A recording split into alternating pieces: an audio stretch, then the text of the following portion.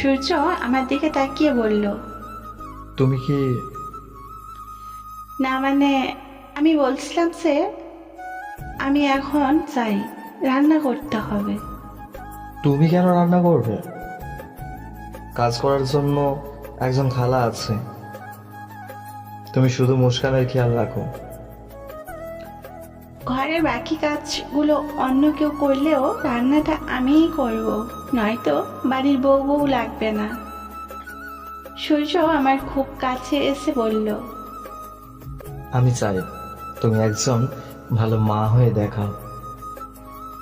কথাটা বলে সূর্য চলে গেল। হায়রে আমার কপাল, বাড়ির বউ হওয়ার আগেই মা হয়ে গেলাম। দুপুরে হালকা রোদে মুস্কানকে কোলে নিয়ে শরীর মুছিয়ে দিচ্ছিলাম। এইটুকুনো বয়সে কেমন খিলখিল করে হাসে। মাঝে মাঝে মুস্কানকে দেখলে আমার কষ্ট হয়। বেচারি মায়ের আদর পেল না। পর মুহূর্তেই মনে হলো, ধুর, আমিই তো ওর মা। মা, কিন্তু সৎ মা। মুস্কানকে নিয়ে ঘরে চলে গেলাম। শরীর মুছিয়ে দিয়ে বেবি লোশন সারা শরীরে মেখে দিলাম। এরপর ওর জামা কাপড় পরিয়ে ওর কপালে এক নজর টিপ দিয়ে দিলাম। মুস্কান তখন হাত পা নাড়াচাড়া করে হাসছিল। মায়ের মতোই মায়াবতী হয়েছে। ফিডার মুখে দিতেই খাওয়া শুরু করলো। আমি মাথায় হাত বুলিয়ে দিয়ে বললাম, বাবুরে, আমি কি তোর সত্যি মা হতে পারবো না? সৎমা তো সৎমাই হয় মিসেস চৌধুরী। দরজার সামনে তাকাতেই দেখলাম একটা সুন্দরী মেয়ে দাঁড়িয়ে। কথাটা মেয়েটাই বলল, কে আপনি?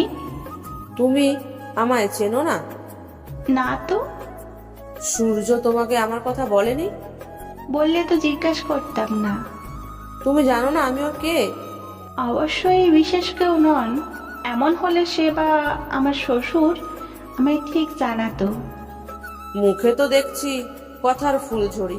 শোনো মেয়ে, এমন চাটুকারিতা নিয়ে সূর্যের সংসার করতে পারবে না। সংসারটা আমার, আর তা সামলানোর দায়িত্ব আমার। আমি সূর্যের বেস্ট ফ্রেন্ড বর্ষা। ও আচ্ছা, কিন্তু বিয়েতে তো আপনাকে দেখলাম না। ইচ্ছে করেই আসিনি। আসলে কি জানো, এই বিয়েটা আমি মেনেই নিতে পারিনি। প্রথমে মায়া, আর এখন তুমি। ড্যামেট। ভালোবাসেন তাকে? জেনে কি করবে? চলে যাবে ওর জীবন থেকে। চলে যাওয়ার জন্য তো আমি তার জীবন সংসারে আসিনি। আপনি যদি ভালোবেসে থাকেন বলেননি কেন আগে? বলার সুযোগ পেলাম কোথায়? বাই দা ওয়ে, এত কথা বলার জন্য আমি আসিনি। আমি শুধু তোমায় একবার দেখার জন্য আসলাম। ও, আপনি বসুন, আমি চা বানিয়ে আনছি। তার আর কোনো দরকার নেই। এসব কথা সূর্যকে জানানোর দরকার নেই। জানালেও আর কোনো লাভ হবে বলে মনে হয় না। আমি চুপচাপ তার কথা শুনে যাচ্ছি। তোমার শ্বশুর কত টাকা দিয়ে তোমাকে কিনে এনেছে সূর্যের জন্য? একটু বেশি হয়ে যাচ্ছে না বিষয়টা? অনেক কম বলেছিস। তোর মতন মেয়েকে সূর্য বিয়ে করতে কেন রাজি হলো বুঝলাম না। কোথায় আছে রতনে রতন চেনে। অথই রাগি গলায় বলল, কি বলতে চাইছো? তেমন কিছুই না। দেখেন, আপনার যদি কিছু বলার থাকে তাহলে সেটা ওনাকে গিয়ে বলেন। অযথাই আমাকে চড়াবেন না। আরে বলোই না, কত টাকা দিলে তুমি ডিভোর্স দেবে? এখনো গরম বয়স তোমার। তুমি সূর্যের চেয়ে ভালো হ্যান্ডসাম ছেলেকে ডিজার্ভ করো। আপনি বরং এরকমই একটা ছেলে দেখে গলায় ঝুলে পড়ুন। অযথাই ওনার পেছনে কেন পড়ে আছেন?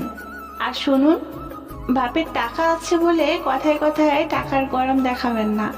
আমি মানুষ, কোনো পণ্য নই। সূর্য তোমাকে ডিভোর্স দেবে?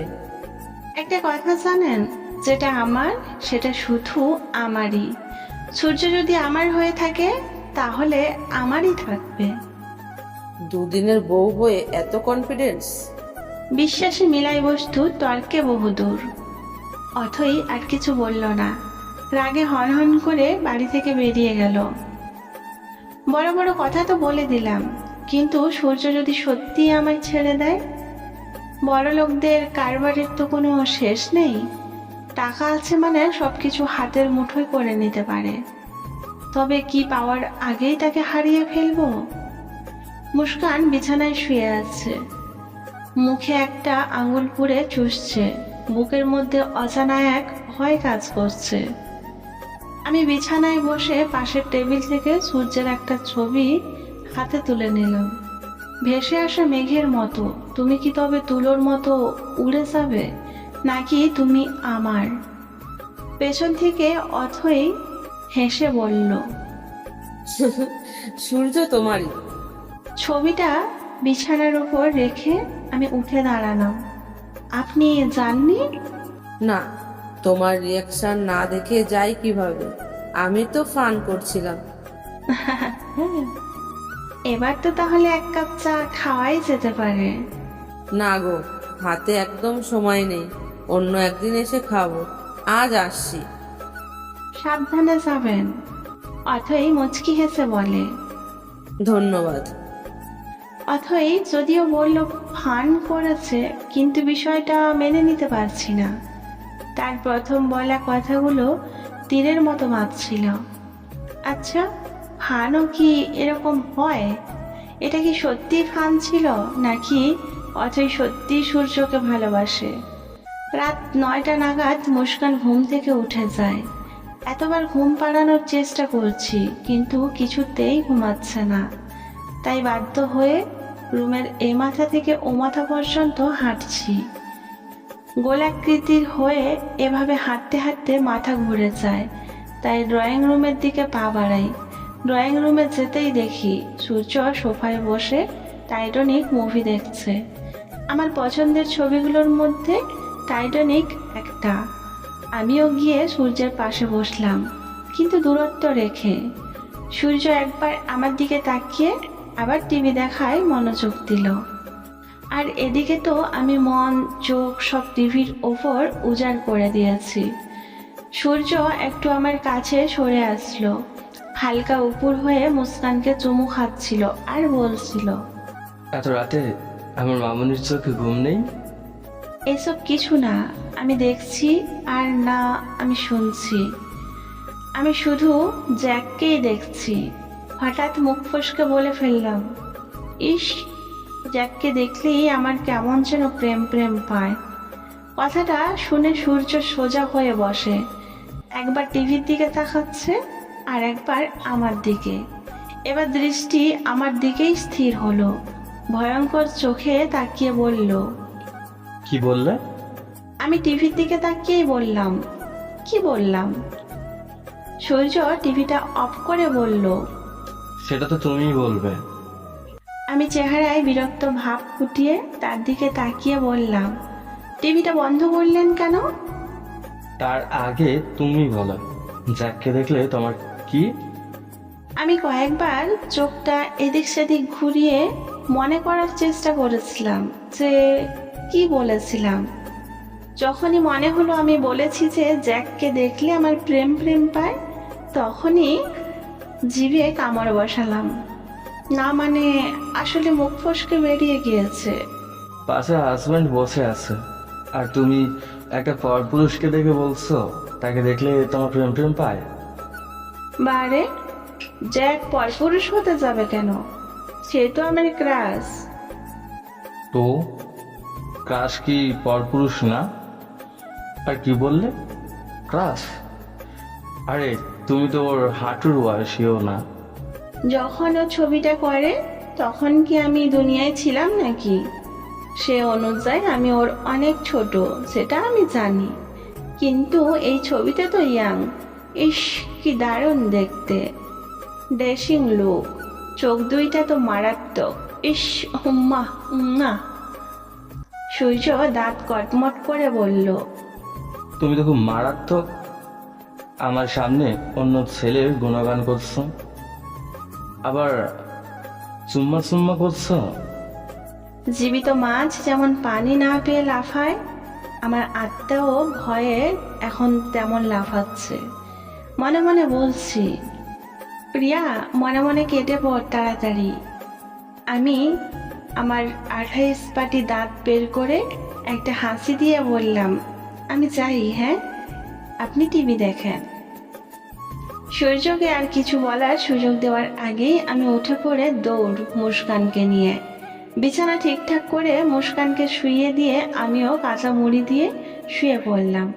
কাঁথার ফাঁক দিয়ে মাথা বের করে বললাম, মশু সোনা, আমার কেঁদো না কেমন, না হলে কিন্তু তোমার বাবা মাম্মামকে খুব বকবে। মুস্কান আমার কথা শুনে খিলখিল করে হেসে দিল। সূর্যের আসার শব্দ পেয়ে আবার কচ্ছপের মতো খোলস মানে কাঁথার ভেতর ঢুকে পড়লাম। সূর্য রুমে এসে আমায় শুয়ে থাকতে দেখে হাসি দিল। তারপর মায়ার ছবির সামনে দাঁড়িয়ে বলল, আমি ভুল বুঝছো না মায়া, প্রিয়া মেয়েটা নিতান্তই ছোট আর বাচ্চা স্বভাবের, তবুও ও আমাদের মেয়ের দেখাশোনা করছে, খেয়াল রাখছে, ওর মায়ের অভাব পূরণ করছে। মেয়েটার সাথে আমি কি করে খারাপ ব্যবহার করি বলো? তোমার জায়গা কখনো কেউ নিতে পারবে না। আমি শুধু তোমাকেই ভালোবাসি। আমি চাই মুস্কান একটা মা পাক, মায়ের আদর থেকে যেন বঞ্চিত না হয়। তাই তো তোমার বিরহ কাটিয়ে ওঠার আগেই বিয়েটা করতে হলো। প্লিজ আমাকে ভুল বুঝো না।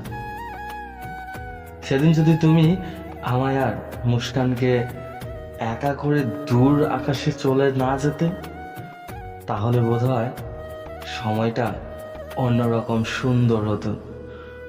ভালোবাসি তোমায় মায়া। কথাগুলো বলতে বলতে সূর্য কাঁদছিল। এদিকে আমি ঘুমের অভিনয় করতে গিয়ে সত্যি সত্যি ঘুমিয়ে পড়েছি। সূর্য লাইট অফ করে ডিম লাইট অন করলো। বিছানায় গিয়ে মুস্কানকে বুকের সাথে নিয়ে শুয়ে পড়লো। আমার দিকে তাকাতে তাকাতে বলল, দেখেছো কাণ্ড, গরমের মধ্যে কিভাবে কাঁথা মুড়ি দিয়ে ঘুমাচ্ছে। সূর্য হাত দিয়ে কাঁথাটা সরিয়ে দিল, আর সাথে সাথে আমার একগুচ্ছ অবাধ্য চুল এলোমেলো হয়ে মুখে ছড়িয়ে পড়ল। চুলগুলো নাকে মুখে পড়ে চুলকাচ্ছিলাম, তাই ঘুমের মধ্যেই বারবার সরানোর চেষ্টা করছিলাম। বিষয়টা সূর্য খেয়াল করছিল, আলতো করে চুলগুলো সরিয়ে দেয়। কয়েকদিন ধরেই ভ্যাপসা গরম পড়ছিল, বৃষ্টি বৃষ্টি ভাব, কিন্তু আকাশ মেঘলা হলেও বৃষ্টিটা আর হয়নি। তবে আজ গুঁড়ি গুঁড়ি বৃষ্টি পড়ছে। একসময় গুঁড়ি গুঁড়ি বৃষ্টিটা ঘন বৃষ্টিতে রূপ নেয়। ঝুমঝুম শব্দে বৃষ্টি পড়ছে, আর সেই সাথে বিদ্যুৎ চমকাচ্ছে। মরার মতো ঘুমাচ্ছিলাম বলে কিছুই টের পাইনি, কিন্তু ঠান্ডা ঠান্ডা আওয়াজটা ঠিক বুঝতে পারছিলাম। বেশ কিছুক্ষণ এভাবে কেটে যায়। মুস্কানও ঘুম থেকে উঠে কান্না শুরু করে। মুস্কানের কান্নার জন্য আমার ঘুম ভেঙে যায়। তাড়াতাড়ি ঘুম থেকে উঠে পড়ি। মুস্কানকে কোলে নিয়ে মাথায় হাত বুলাতে বুলাতে ফিডার মুখে দিই। আস্তে আস্তে ওর কান্না কমে আসে। ঘুমে চোখ আমার ভেঙে আসছিল, কিন্তু কিছু করারও ছিল না। খেতে খেতে মুস্কান ঘুমিয়ে যায়। ফিডারটা রেখে মুস্কানকে আস্তে করে বিছানায় শুইয়ে দিই, আর সাথে সাথে মুস্কান ঘুম থেকে উঠে কান্না শুরু করে।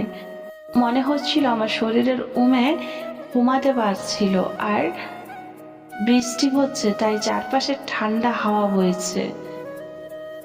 আমি খাটের সাথে একটা বালিশ রেখে হেলান দিয়ে শুয়ে মুস্কানকে আমার বুকের ওপর শোয়ালাম। কাঁথা দিয়ে ভালো মতো পেঁচিয়ে নিলাম। এবার সে শান্তিতে ঘুমাচ্ছে। আমি আলতো করে মুস্কানের মাথায় আর হাতে চুমু খেলাম। এরপর এক হাত দিয়ে বুকের সাথে ধরে রাখলাম। ঘুম ভেঙে যাওয়ায় আর ঘুম আসছিল না। পাশে তাকাতেই দেখি সূর্য জড়সড় হয়ে ঘুমাচ্ছে। আমি আর মুস্কান আলাদা কাঁথা গায়ে, আর সূর্য আলাদা কাঁথা। আমি ভালো করে কাঁথাটা গায়ে টেনে নিই। একসময় আমার চোখেও নিদ্রা ভর করছিল। হুট করেই অনুভব করলাম একজোড়া ঠান্ডা হাত আমার পেটের ওপর। আস্তে আস্তে শরীরের কাছেও কিছু অনুভব করলাম। খট করে চোখ খুলে ফেললাম।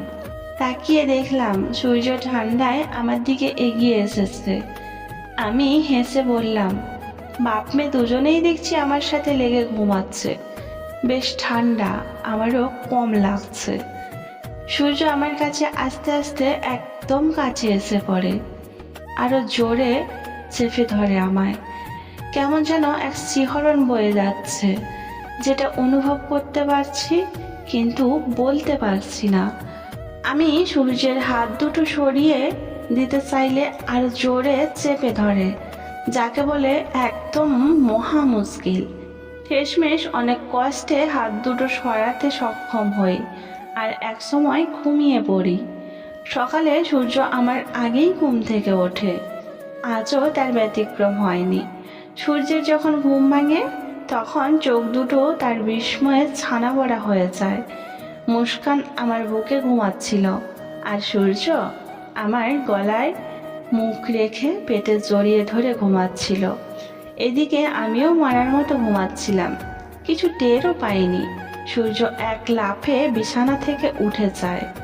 সো বন্ধুরা, আমাদের গল্পটা যদি আপনাদের কাছে ভালো লাগে আমাদের চ্যানেলটি সাবস্ক্রাইব করুন। আর হ্যাঁ, এর পরবর্তী পর্ব দেখার জন্য আমাদের বেল আইকনের অল ঘন্টিটা বাজিয়ে দিন। আর হ্যাঁ, একটা লাইক করে কমেন্টে জানিয়ে যাবেন কেমন লাগলো। আপনাদের একটা কমেন্ট ফেলে আমরা মোটিভ হই নতুন নতুন গল্প বানানোর জন্য। ধন্যবাদ।